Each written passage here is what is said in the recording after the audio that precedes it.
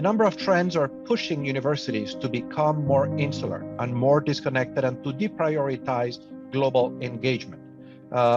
Number of national populist trends around the world are creating all kinds of pressures in institutions to mind affairs that are local over affairs that are global.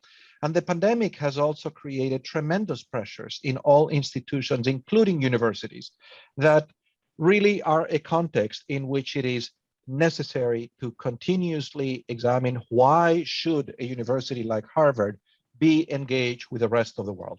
And so I'm delighted that in this conversation about how it is that universities can help understand, advance understanding about the impact of a calamity like COVID on education, in that task, we all advance the larger mission of the university, of the advancement of knowledge, of education, and an outreach.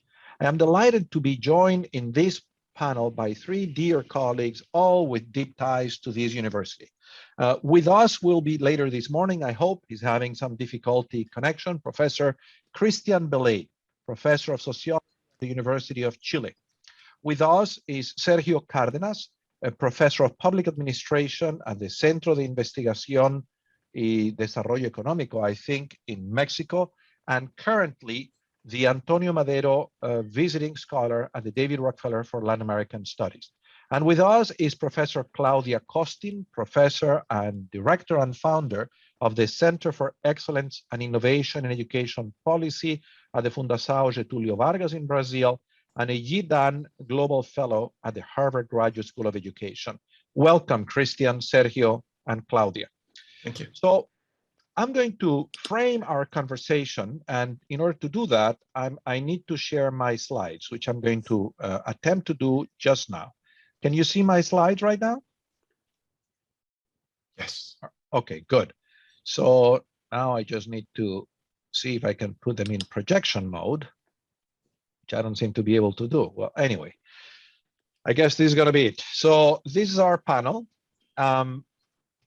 And then what we're going to do is discuss one of the latest publications of the Global Education Innovation Initiative, which is one example of the myriad ways in which this university engages with topics that are global as well as local. And this publication, which is a comparative study of the impact of COVID on education, has been published recently both in English and in Spanish. So just briefly, the Global Education Innovation Initiative is a research and practice partnership with the goal of advancing knowledge about how to transform public education systems to prepare students for the 21st century. And we advance that mission through three interrelated set of activities. We conduct applied research, we promote informed dialogues, and we develop practical tools that can help teachers, other practitioners, and administrators figure out what do we do differently on Monday morning. We've conducted 10 studies, most of which are available as open access. They all focus on education reforms that have the ambition of broadening the goals of the curriculum. They focus on system level change, on curriculum reform, on teacher professional development. We convene informed dialogues, which are ways to make visible the knowledge that practitioners have again in the process of transforming education, and we develop practical tools to help practitioners figure out what to do differently. Our two most recent publications are the book we're going to be discussing just now, as well as a book published just this morning on university-school collaborations as a way to augment the capacity of school systems to continue to educate during the pandemic. The book we're discussing today is a comparative study of how the pandemic impacted educational opportunity conducted with research partners in 13 different countries. And the book contains 13 case studies, as well as a number of chapters that look at comparatively at the global educational impact of the pandemic. The countries that are covered in the book are available here. And the overarching themes of the book are, number one, the power of comparison. This comes back to the importance of Harvard Global Week and the importance of global engagement for universities. If one were to look at the impact of the pandemic only in the city of Cambridge, Massachusetts, we might conclude that this was a terrible calamity that rob children of educational opportunities. If one were to look at this impact in the state of Massachusetts, we would conclude with a similar story. If one were to look at the impact of the pandemic in the United States, we might conclude something similar. In a way, we might conclude that it was unavoidable, that this pandemic was going to become the worst education calamity in the history of public education. But it's only when we look comparatively at how this pandemic played out in education and at how different governments responded to this pandemic that we begin to realize that the story of this pandemic is not a single story, that the impact of this pandemic was mediated, to be sure, by differences in population size, by difference in initial conditions, by difference in health infrastructure, but also by differences in the choices that education authorities made. So the book, for example, shows that the country of Portugal, from day one, decided that they were not going to leave any student behind, that equal opportunity was going to be a driving criterion of how to conduct that pandemic.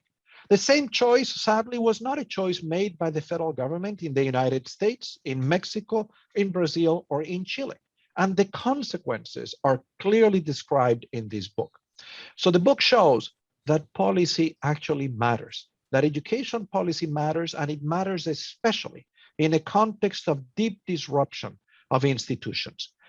Obviously, the book also shows, the chapters of this book also show that the impact of this pandemic is mediated and compounded by a range of initial conditions, by social inequality, by the nature of health policies, by the existence of a health and social safety net infrastructure, by the capacity of governments to coordinate across different governments and across different levels of government. The stylized facts, I think, are pretty much evident to all of you. Basically, this pandemic is indeed a major challenge to education systems because it has constrained the capacity of governments to finance education. It has diminished the capacity of individuals to finance education.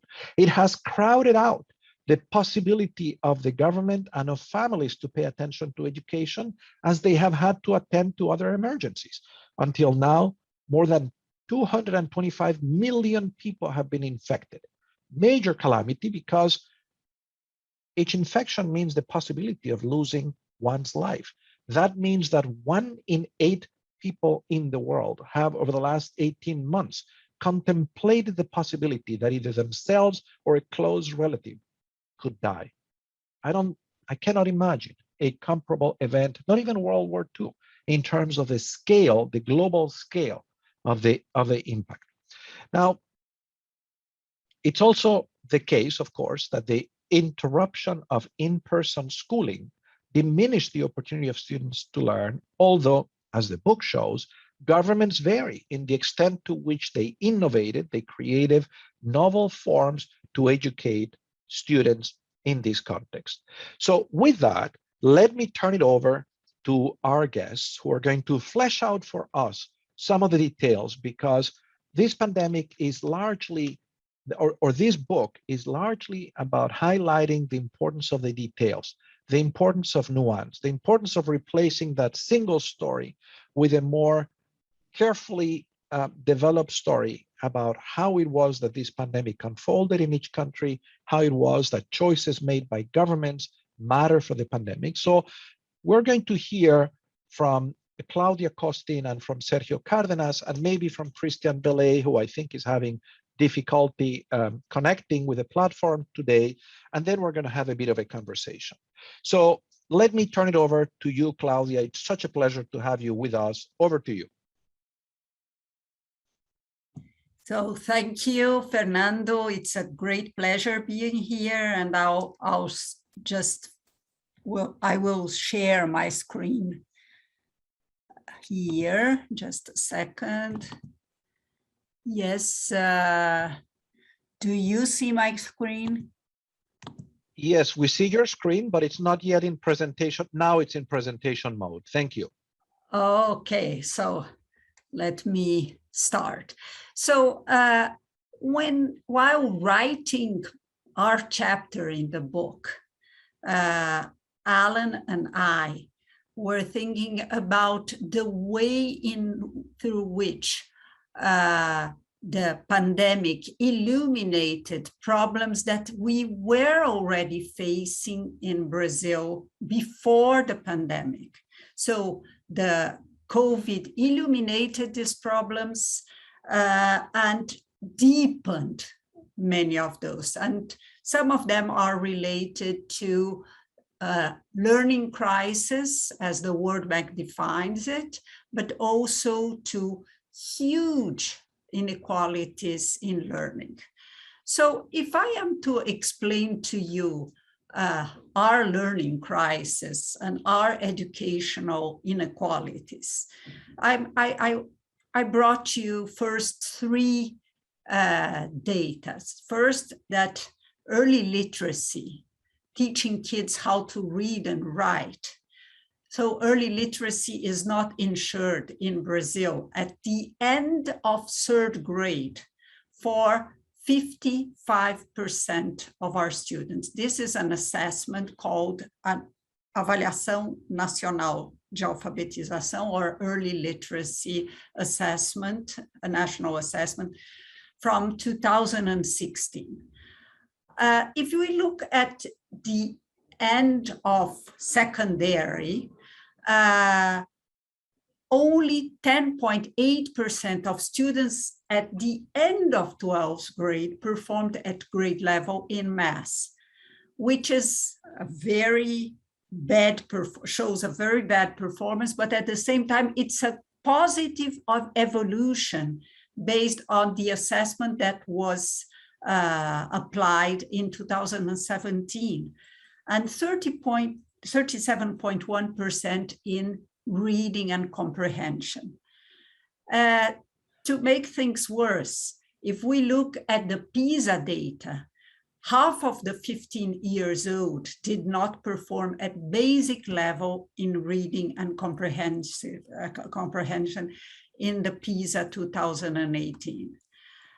The PISA data also showed that our results were stagnated, and the country was the second more unequal economy in education among the 79 participants in the last PISA of 2018. I'm just showing that prior to the pandemic, we were not performing well, and then the pandemic came and distracted all the learning. It is unfortunately not so. And the PISA questionnaires that were applied to students, to teachers, and to school leaders showed that the teacher profession is very unattractive in our country. Just 2.7% of our students thought that it was a good profession. And the teacher said that pre-service education did not prepare them for the reality of the classroom. On the other hand, if we are to look at the glass half full, improvements in learning have happened in Brazil according to the national assessment since 2005. But though at a very slow pace, which means that we were doing some things that were correct, but at a very slow pace. In addition to that, 69% of teenagers had successfully graduated high school in 2020, compared with only 52% in 2012, which means that access was expanding. We also had low coverage in early childhood programs among the poorest. Access to early childhood centers is unfortunately much limited to the upper classes. And high repetition and dropout rates still existed in Brazil prior to the pandemic. Traditional teaching not capturing students' interests and disengagement was present in secondary schools before the pandemic. Why am I saying this? Because the pandemic will aggravate all these problems with school closures for more than 1 year and 7 or 8 months. And young people, and this is very saddening, are not convinced that education would bring them a brighter future. Although it does, there is a raise in income from work of 120% if they finish university. Well, in addition to that, as we know, there are lots of challenges that the future will bring to the developing world, and Brazil is not an exception, like automation and robotization with job extinction, which doesn't mean that we won't be having different jobs, but the different jobs demand more sophisticated skills, like critical and system thinking, collaborative problem solving with creativity and empathy. And education, the education establishment or ecosystem in Brazil is not delivering the basic skills, and we need to prepare education to deliver more sophisticated skills in a context where a rapidly fading demographic bonus is happening, and a stagnated productivity in Brazil, as well as in many countries in Latin America. And this, as Professor Fernando Reimers had mentioned, helps create not only social inequality, but a fragile citizenship and populism of different kinds. And this is right now happening in Brazil. In this context, what COVID-19 has done, and what have we dealt with COVID-19? The Ministry of Education was completely absent from the education response to COVID most of the time during the period that the schools were completely closed in the countries. And so state and municipal secretaries got together with some support from civil society and acted to coordinate the effort to ensure some remote learning. And we also benefited from events like the one we are living right now, and learning from what other countries did facing COVID before Brazil. And support with we were able to deliver support with mentoring and connectivity from system leaders, but also from civil society organizations. So what have we done concretely? We combine different media. Online platform, digital platforms were used in every state, but by a proportion of the student population. Radio was very used, TV, where Brazil had already an experience, and printed study guides that were sent home, and the students could write on them and send them back to the teachers. And many states helped their municipalities because, as you know, Brazil is a federation, and the states were able to support their municipalities with printed materials and technology. A strong attention to inequalities was paid, but we were unable to reach every child and adolescent, as you might imagine. We prioritized in the states, but not at the federal level, teachers' vaccination. So now every teacher in the country has already got the 2 shots. So this set an environment more favorable to schools reopening. Emergency professional development for teachers was done, especially to prepare them to use technology. But unfortunately, they were very amateur. It's not that the country knew how to do it, and then we were just teaching the few teachers that were unable to do it.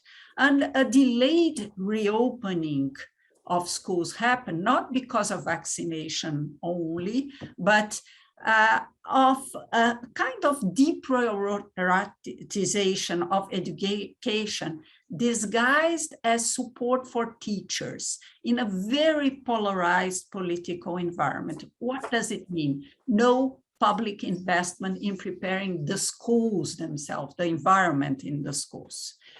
So the reopening of schools is happening right now, and elections, on the other hand, last year have harmed the technical approach to the reopening. So many mayors, it was election for mayors, didn't invest in the schools because they knew they were not going to stay. And the new mayors are saving the money for the reopening, for the investment in schools, to spend in the following years, and also in the COVID in the context of fiscal crisis.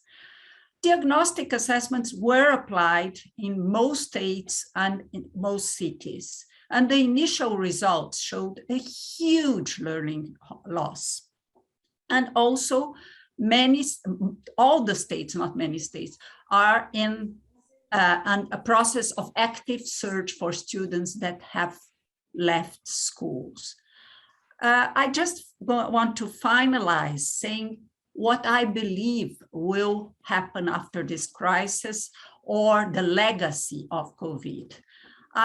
Together with Fernando Reimers, I believe in building back better for the future. So there are some lessons learned from the COVID, and I won't have the time to mention all of them, but I just want to say that in human history, crises have been not only times of suffering, but also times of innovation and learning. And an acceleration of digital inclusion happened in Brazil, not only for teachers, but even for students. I like to mention the case of Maranhão, the poorest state in Brazil, where 61% of high schoolers were in the digital platform with their mobile phones, accessing it on a daily basis. It was complemented with TV, but it happened. And connectivity of schools and households has become a priority. Hybrid learning with the rotation of schools in the reopening is starting to happen, not in a very rigorous term of the expression hybrid learning, but some kind of learning by doing is happening. And finally, some competences were developed during the pandemic by the students that might be useful later on, and that are part of the so-called 21st century skills, such as adaptability. They had to adapt to different circumstances, openness to new experiences, collaborative problem solving, and even autonomy, the ancient dream of Paulo Freire and Maria Montessori. And on these lines, I finish my presentation. Thank you so very much, Claudia. Wonderful way to begin, to end, bringing us to think clearly about purpose, which is, I think, part of what this pandemic is causing us to do. Let me turn it over to Sergio. Over to you, Sergio. Thank you, Fernando, and thank you, Mauricio, for the invitation and for the organization of this panel. What I will try to do is to present the main findings of our chapter. I think sometimes we make some jokes about how you could switch the name of the country and you will find very similar situations in the region. And I think this is the case. Many of the things Claudia just mentioned will be also similar in Mexico, which is a tragedy because, of course, we face similar challenges and we will have to work very hard on this on the following years. So I will present these findings. This chapter was prepared, written by colleagues, Dulce Lomelí, Ignacio, and myself. So I will highlight 5 essential messages of this chapter The first is that all the efforts to contain the COVID-19 outbreak will increase the educational and economic gaps that we find almost in every country in Latin America.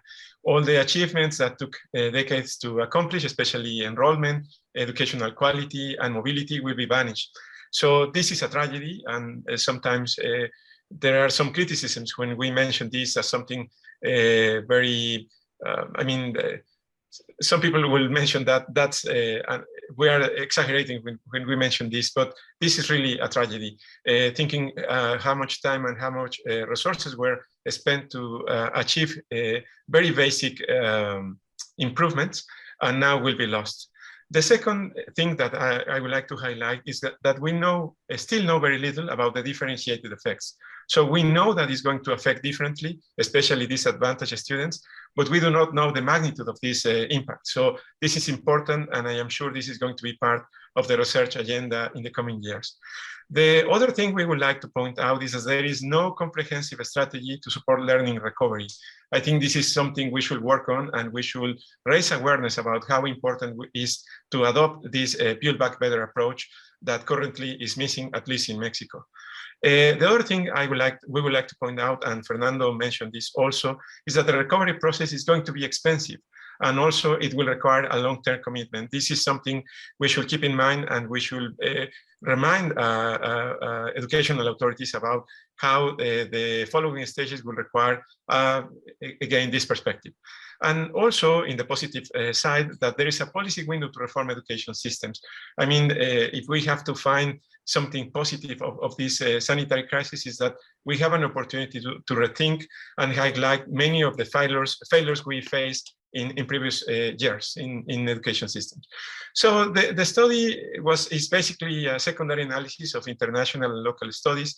As many of you may remember, in the first months of the crisis, there was a lack of evidence, and suddenly there were a lot of studies. I mean, we were lucky to find many resources and many preliminary studies about what was happening at the schools and with the education system. So we took a look at most of these studies, at least for Mexico, and we conduct a comparative study considering findings from other countries. We also look at national and local surveys. This is a very interesting issue or aspect of the study, because many NGOs and some government agencies started collecting data, administering surveys. So we found a lot of information with some restrictions, but this was very helpful also to depict the situation we were facing in Mexico. And we also look at educational materials and the documentation from the program Aprende en Casa, especially all the information prepared for teachers and decision makers at the local level. The limitation of the study, of course, are external validity because of the limitations many researchers had to collect information. There were many cases, and it was difficult to consider or to conduct comparative study. There were small samples, and usually samples that were collected not with a representative design. Also, the program was changing while we were studying the program. This was particularly difficult because many decisions were taken, and the program was changing almost every week. So the context for the Mexican education system, again, very similar to other countries in the region. We have around 36.5 million students in the mandatory education, around 30.4 in basic and upper secondary. The Mexican education system is publicly funded mostly. Around 90% of the students and around 85% of teachers work in public schools. We have, just like Claudia mentioned for Brazil, a similar situation. Only 1% of Mexican students achieved significant or outstanding results in PISA, and 35% of our students did not achieve a minimum level. Dropout rates estimated before the pandemic were 1.1% in the case of primary and 5.3% for secondary school. Of course, this changed after the pandemic, and now the problem is completely different. There is no official, at this time, there is no official estimate of the dropout rates in Mexico. There was a guesstimate in a press conference where they mentioned that around 10% dropout rate was observed in basic education, and that means that around 2.5 million students abandon schools. So this is a representation, the same like Claudia mentioned, the challenges we have in the system. This is the educational gaps distributed by poverty level. So it's very easy to see how the poorest population have they do not have the same opportunities that the wealthy population. So this is important to keep in mind, again, because we expect this differentiated impact of the COVID or the lockdown and all the policies implemented by the Mexican Education Ministry. So how was the response of the Mexican education system? It started in March 2020, similar to other countries. Schools were closed as a decision. It was schools didn't have enough time to get ready for this lockdown. It is supposed, and I will explain why I say it is supposed, that schools formally resume activities until September 2021. And I mention it is supposed because some schools, especially private schools, resume activities early. But also at this time, some public schools still do not open. So this is important to keep in mind, again, while we think on how this crisis is going to affect in a different way to different populations. So the main strategy to support the students was this program, Learning at Home. It was basically TV education. So they broadcast and distribute educational programs through television, radio, and also specifically designed website. So they broadcast classes for primary and lower secondary grades.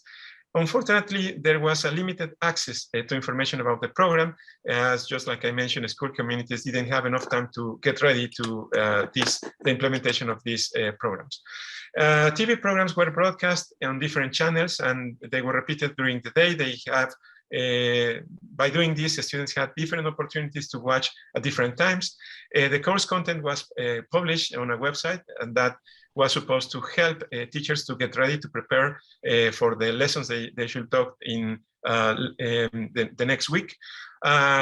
Also, this program had the assumption that teachers would keep in contact with the students through phone, messaging, video calls, and sometimes some visits to communities. Of course, this was very difficult to achieve, and we can see some data about this later.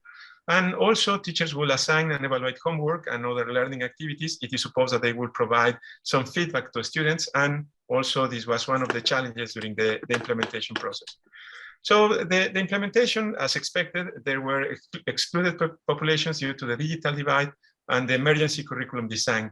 Just to give you an idea about the reduced instructional time, this is by design. I mean, this does not mean that it was implemented this way. Just by design, if students at the preschool level should have 3 hours daily, because of the emergency curriculum design, they were exposed just 1 hour, or they had an opportunity to interact with learning or instructional materials during 1 hour. In primary, it was from 4.5 hours to 2.5 hours. In the lower secondary, by design, it was 7 hours. And because of the emergency curriculum, it was only 3 hours. So this gives you an idea about the restrictions, formal restrictions of the program. And also the implementation, and I mentioned these surveys that were administered in this period, they provide very useful information about the challenges the authorities had during the implementation of the program. For instance, 69.8% of the teachers, survey teachers, reported that parents were not able to provide support to their own children. Around 51% of teachers consider that online activities, TV and radio activities were boring. The content of learning at home was not enough to facilitate and continue learning, according to nearly half of the teachers surveyed. And also, around 56% of teachers were part of a professional development activity. So this obviously raise a question about teachers who were not able to engage in these activities. Also, this is data from the National Institute for Statistics, around 5.2 million students did not enroll in 2020-2021 school year. And most of, around 44% of these students reported that this was because of COVID.